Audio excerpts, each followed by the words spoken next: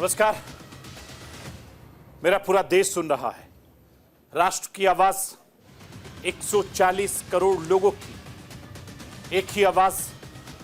आपके साथ मैं हूं सरफराज। मैं सरफराज सैफी आपको बताना चाहता हूं, महाराष्ट्र विधानसभा चुनाव में चुनाव प्रचार इस वक्त जोरों शोरों पर है। महाराष्ट्र में अब वोटिंग के लिए कम दिन बचे हुए हैं, इसलिए तमाम राजनीतिक दलों के नेता महाराष्ट्र के सियासी मैदान में धुआंधार बैटिंग कर रहे हैं। अब सवाल यह है कि अजीत पवार ने ऐसा क्या खुलासा किया जिसके चलते महाराष्ट्र की राजनीति में भूचाल आ गया। आज आपको राष्ट्र की आवाज के जरिए यह बताने, दिखाने, समझाने की कोशिश करूंगा। महाराष्ट्र के साथ साथ उत्तर प्रदेश में भी 10 विधानसभा में उपचुनाव होने हैं और इस उपचुनाव से ठीक पहले सुप्रीम कोर्ट का एक फैसला उत्तर प्रदेश की सियासी पारे को और बढ़ा दिया है। बुलडोजर एक्शन पर सुप्रीम कोर्ट की बड़ी टिप्पणी सामने आई। सुप्रीम कोर्ट ने कहा है कि दोषी या आरोपी के निर्माण पर बिना कानूनी प्रक्रिया के बुलडोजर नहीं चल सकता। इसके साथ ही सुप्रीम कोर्ट ने उन अफसरों को भी फटकार लगाई जो कानून अपने हाथ में लेकर बुलडोजर कार्रवाई को अंजाम दे रहे थे। सुप्रीम कोर्ट ने बुलडोजर कार्रवाई पर दिशा निर्देश जारी किए हैं और सख्त लहजे में सुप्रीम कोर्ट ने कहा है कि जो भी इस दिशा में दिशा निर्देश को नहीं मानेगा उस पर कड़ी कार्रवाई होगी। आखिर बुलडोजर एक्शन को लेकर सुप्रीम कोर्ट ने क्या गाइडलाइंस जारी की है और इसके मायने क्या हैं, यह आज आपको राष्ट्र की आवाज के जरिए बताने, दिखाने, समझाने की कोशिश करूंगा। सुप्रीम कोर्ट का यह फैसला ऐसे वक्त में आया जब उत्तर प्रदेश में उपचुनाव होने हैं। ऐसे में सुप्रीम कोर्ट के फैसले के बाद उत्तर प्रदेश की राजनीति पूरी तरीके से गर्मा गई है। पहले से विपक्ष बुलडोजर एक्शन को लेकर बीजेपी सरकार को घेर रहा था। अब सुप्रीम कोर्ट के फैसले के बाद विपक्ष ने बुलडोजर एक्शन पर हमला और तेज कर दिया है। जबकि एक सच्चाई यह भी है कि बुलडोजर एक्शन सिर्फ उत्तर प्रदेश ही नहीं बल्कि हिंदुस्तान के कई दूसरे राज्यों में चल रहा है। उन राज्यों में भी जहां बीजेपी की सरकार नहीं है, विपक्षी दलों के नेताओं ने राज्यों में भी बुलडोजर मॉडल खूब अपनाया है। ऐसे में बुलडोजर एक्शन का क्या है विपक्षी कनेक्शन, यह भी राष्ट्र की आवाज के जरिए आज आपको समझाने की कोशिश करूंगा। मैं अपने हिंदुस्तान के कोने कोने की आवाज को दिल्ली तक पहुंचाता हूं, दिल्ली की आवाज को देश दुनिया के कोने कोने तक पहुंचाता हूं। नेताओं की आवाज को मैं आम लोगों तक पहुंचाता हूं, आम लोगों की आवाज को मैं अपने देश के हुक्मरानों तक पहुंचाता हूं। आपकी आवाज से मिलती है मेरी आवाज और बन जाती है राष्ट्र की आवाज।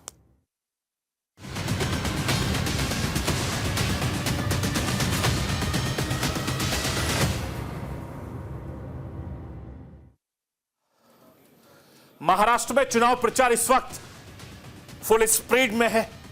सत्ता पक्ष हो, विपक्षी दल हो, दोनों नेता धुआंधार चुनाव प्रचार करने में लगे हैं और एक दूसरे पर जुबानी वार पलटवार लगातार कर रहे हैं, क्योंकि चुनाव प्रचार के दौरान लगातार शब्दों की मर्यादा टूट रही हो, चाहे वो सत्ता पक्ष के नेता हो या फिर विपक्ष के नेता।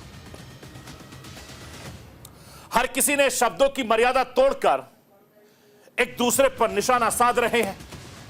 महाराष्ट्र चुनाव प्रचार के बीच अजीत पवार ने ऐसा खुलासा किया कि महाराष्ट्र चुनाव में बहुत बड़ा धमाका हो गया। महाराष्ट्र चुनाव में इस बार भले ही अजीत पवार सबसे कमजोर चेहरे हो सकते हैं, लेकिन अजीत पवार ने कुछ ऐसा कहा जिसने महाराष्ट्र की सियासत में भूचाल ला दिया।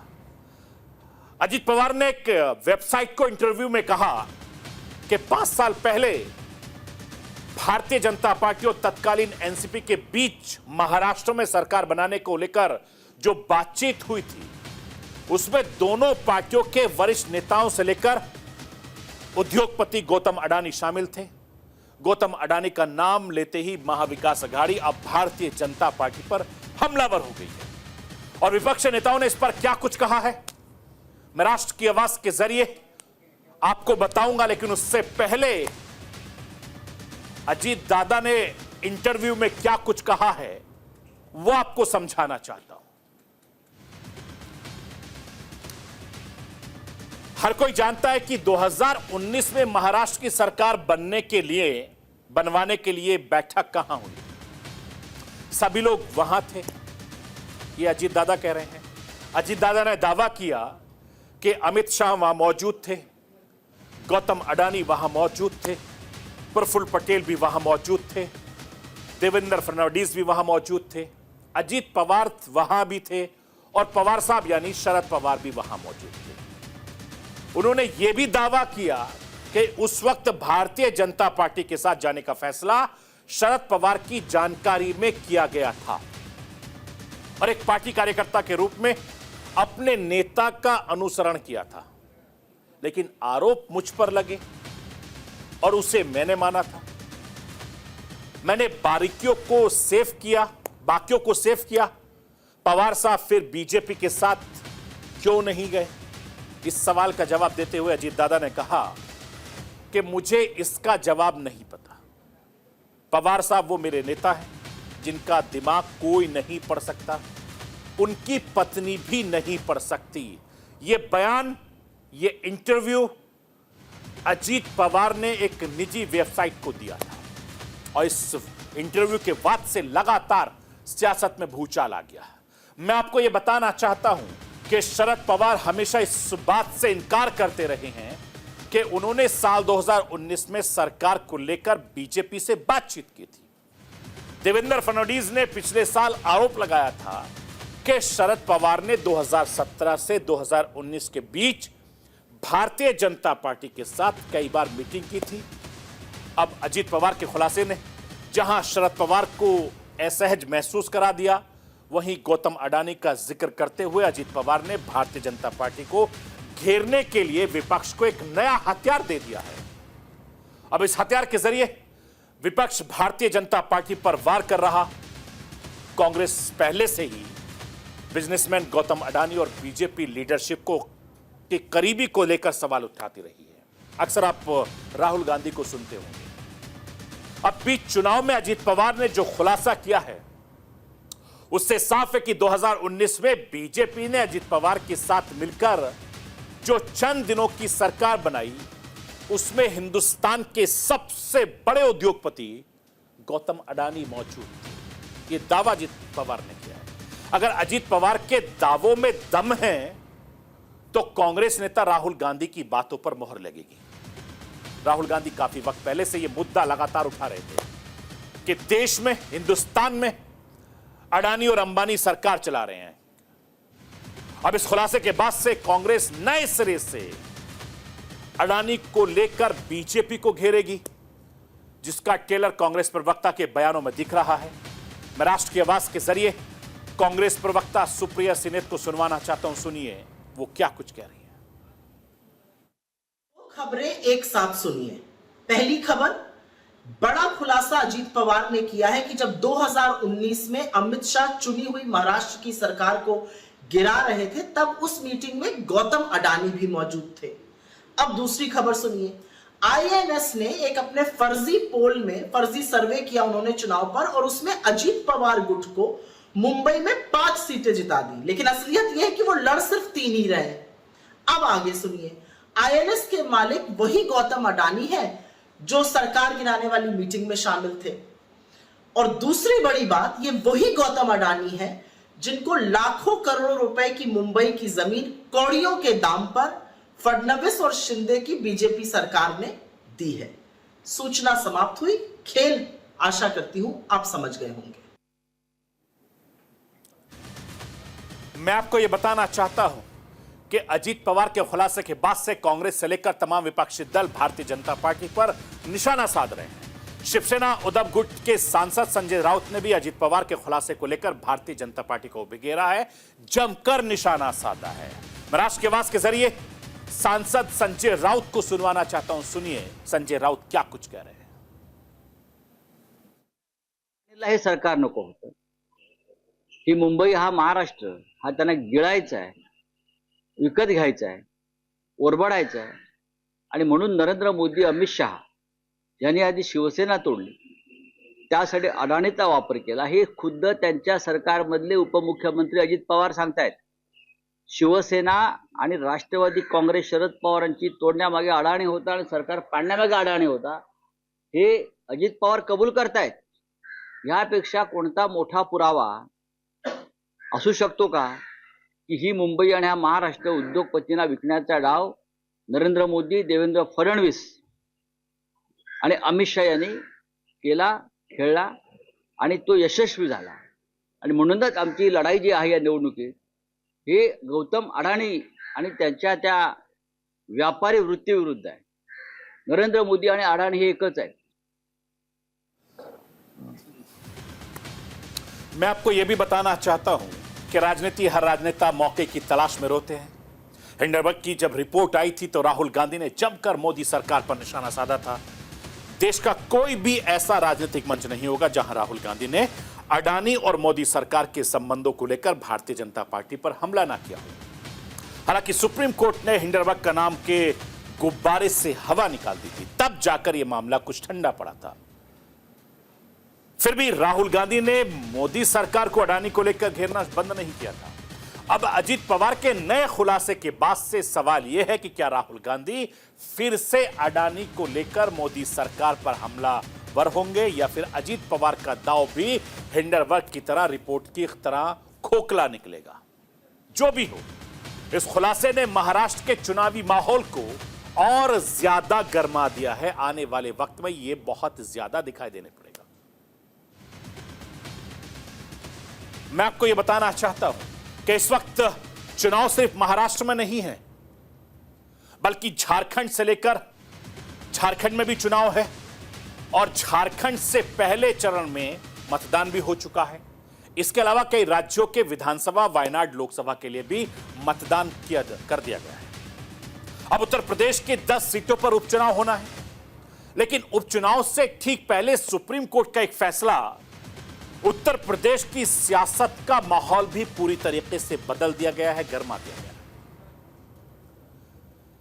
सुप्रीम कोर्ट ने बुलडोजर एक्शन को लेकर एक बड़ा फैसला सुनाया है। सुप्रीम कोर्ट ने इस तरह से बुलडोजर के जरिए घर को ढाए जाने को लेकर टिप्पणी की है, नाराजगी जाहिर की है।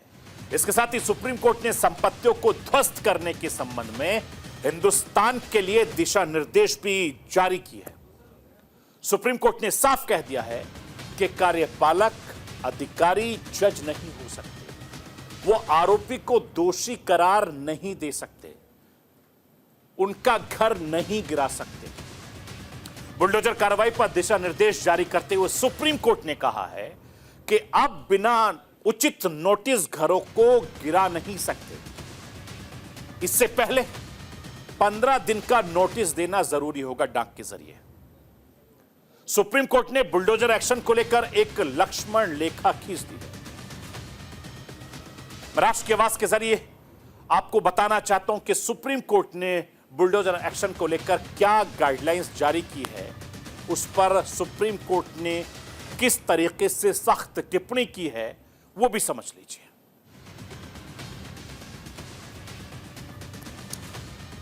बुलडोजर एक्शन पर सुप्रीम कोर्ट ने कहा है कि किसी एक की गलती की सजा पूरे परिवार को नहीं दे सकती।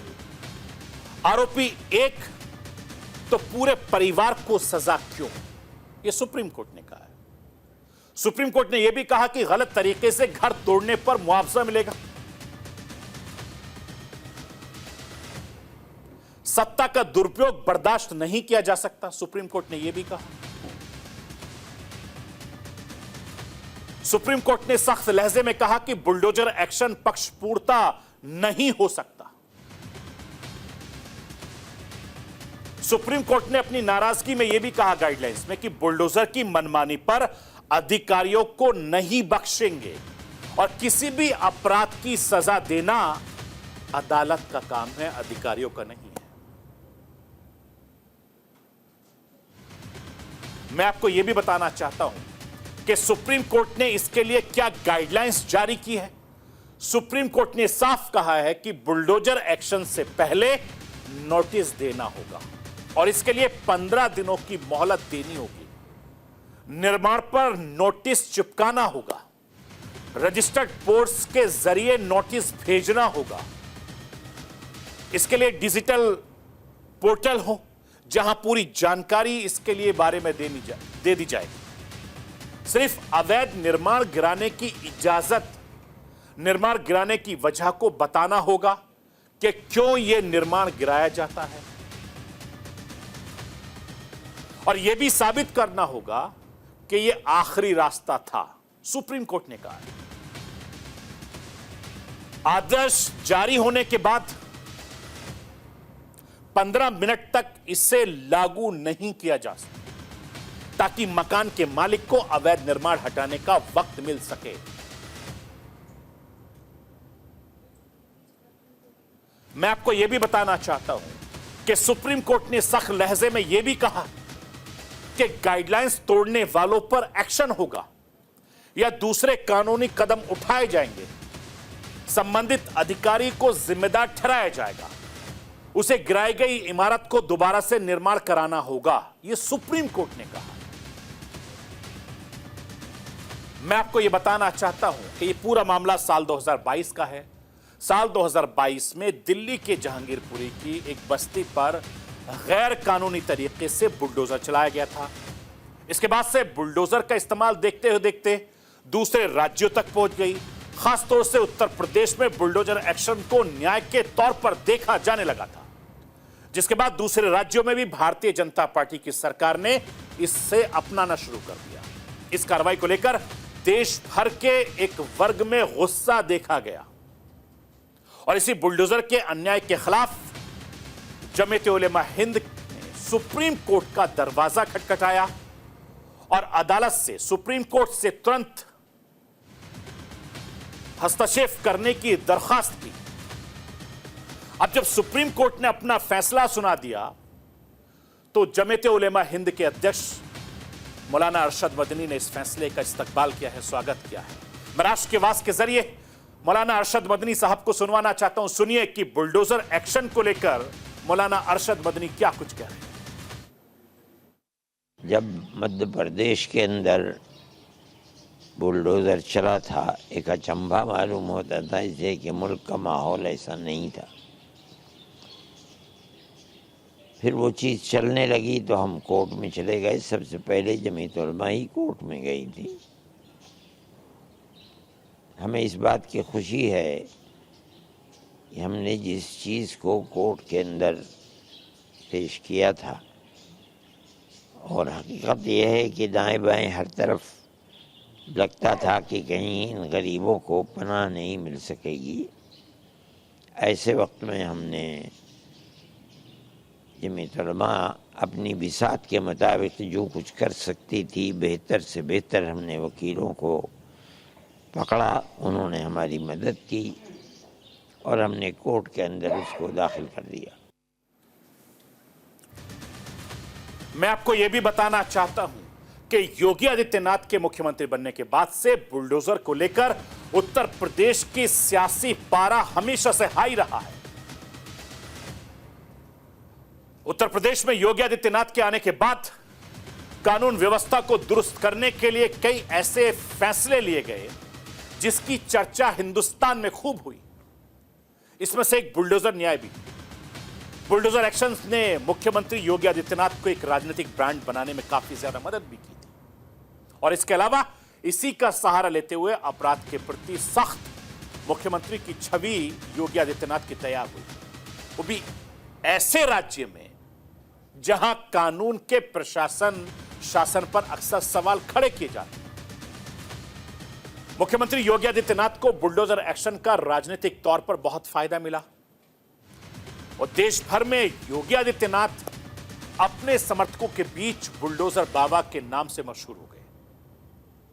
इस बुलडोजर एक्शन की धमक धीरे धीरे हिंदुस्तान के दूसरे हिस्सों में, दूसरे राज्यों में भी देखने को मिली। एक तरीके से मुख्यमंत्री योगी आदित्यनाथ का बुलडोजर मॉडल देश के अलग अलग राज्यों में भी अपनाया जाने लगा, लेकिन विपक्ष ये आरोप लगाने लगा क्योंकि बुलडोजर सिर्फ अल्पसंख्यकों को ही टारगेट कर रहा है।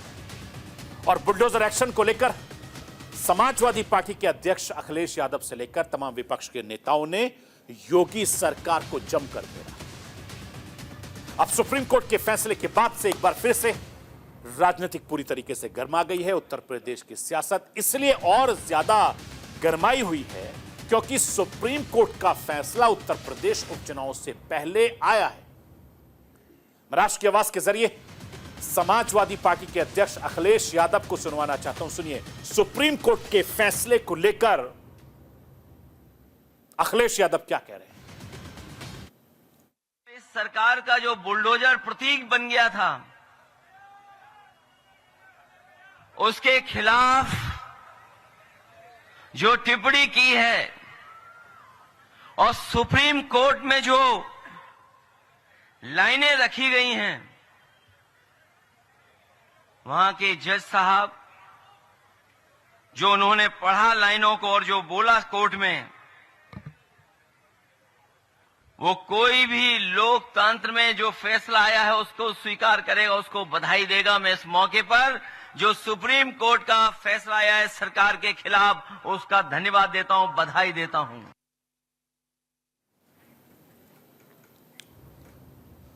मैं आपको यह भी बताना चाहता हूं कि सुप्रीम कोर्ट के फैसले को लेकर भारतीय जनता पार्टी के सांसद संबित पात्रा ने भी क्या कुछ कहा है, वो भी सुन लीजिए। बुलडोजर, सुप्रीम कोर्ट और मकानों का सवाल है। भाजपा का मत बिल्कुल स्पष्ट है। हम सभी सुप्रीम कोर्ट का सम्मान करते हैं और ये जो विषय आया है यह कोई एक राज्य के लिए या एक दूसरे राज्य के लिए नहीं, ये पूरे भारतवर्ष के लिए आया है। स्वाभाविक रूप से आज भारतवर्ष में कानून का राज है, संविधान का राज है। जो भी यहां होता है संविधान के अनुसार होता है और अगर कुछ संविधान के अनुसार नहीं होता है उसके लिए भी प्रावधान है। आज पूरे हिंदुस्तान में यदि अपराधियों के मन में कहीं न कहीं डर है तो हमें लगता है कि अपराधियों के मन में डर होना एक अच्छे देश की निशानी होती है। मैं आपको यह भी बताना चाहता हूं कि जिस तरीके से सुप्रीम कोर्ट ने सख्त लहजे में सुप्रीम कोर्ट पर दिशा निर्देश जारी किए हैं, उससे आने वाले वक्त में बहुत ज्यादा तब्दीली और बदलाव देखने को मिलेगा, क्योंकि उत्तर प्रदेश से लेकर दूसरे राज्यों के नेता भी इसको लेकर बहुत ज्यादा खफा थे। जमात-ए उलमा हिंद ने जिस तरीके से सुप्रीम कोर्ट में कानूनी लड़ाई लड़ी, क्योंकि ऐसे मसले पर मौलाना अरशद मदनी और उनकी टीम मामलों को लेकर लड़ाई लड़ती रही है, और जब भी कोई ऐसा फैसला आता है तो उस पर वो जश्न मनाते हैं, खुशी मनाते हैं, क्योंकि अमन पसंद की वो बात करते हैं। तो ये थी राष्ट्र की आवाज। बाकी खबरों के लिए आप बने रहिए न्यूज इंडिया के साथ।